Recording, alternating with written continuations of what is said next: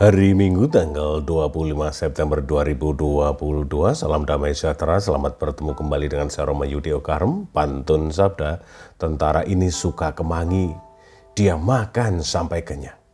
Di antara kami dan engkau terbentang jurang yang tak terseberangi. Supaya mereka yang mau pergi dari sini kepadamu, ataupun mereka yang mau datang dari situ kepada kami, tidak dapat menyeberang. Para sahabat sabar terkasih, ada beberapa pokok butir pesan yang sangat penting dari Yesus dari Injil hari ini. Pertama, kehidupan orang kaya dan miskin si Lazarus di dunia itu berbeda sama sekali. Tapi ada persamaannya. Persamaannya mereka sama-sama manusia. Mereka sama-sama ciptaan Tuhan. Yang membedakan nasib mereka, Lazarus sangat miskin dan menderita. Orang kaya dikatakan dalam Injil tadi setiap hari hidup enak bersukaria dalam kemewahan. Apa ada yang salah dengan praktek hidup seperti itu? Sebenarnya siapapun boleh hidup bersukacita dalam kemewahan asal dari rezekinya sendiri. Dan yang lebih penting juga, tidak boleh orang hanya bersukacita dalam kemewahan karena setiap harta benda yang dimiliki itu berdimensi sosial. Artinya harta bendanya itu sebagai milik, sebagian milik sesamanya. Milik orang miskin. Maka orang kaya dituntut untuk peduli dan membantu yang miskin agar terjadi pemerataan dan keadilan.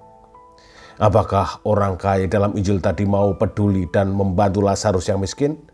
Tidak sama sekali.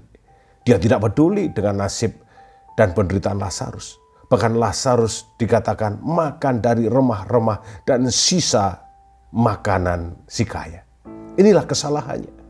Di situ ada jurang pemisah dalam hidup si kaya dan si miskin. Kedua, diceritakan orang kaya dan orang miskin itu akhirnya mati. Lebih dahulu Lazarus mati dan pada saatnya orang kaya itu juga mati. Rupanya harta bendanya tidak mampu untuk menahan jika surat kematian dari Tuhan itu sudah turun.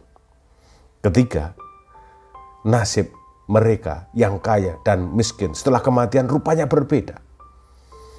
Keperbedaan di dunia berlanjut dalam keberbedaan di akhirat.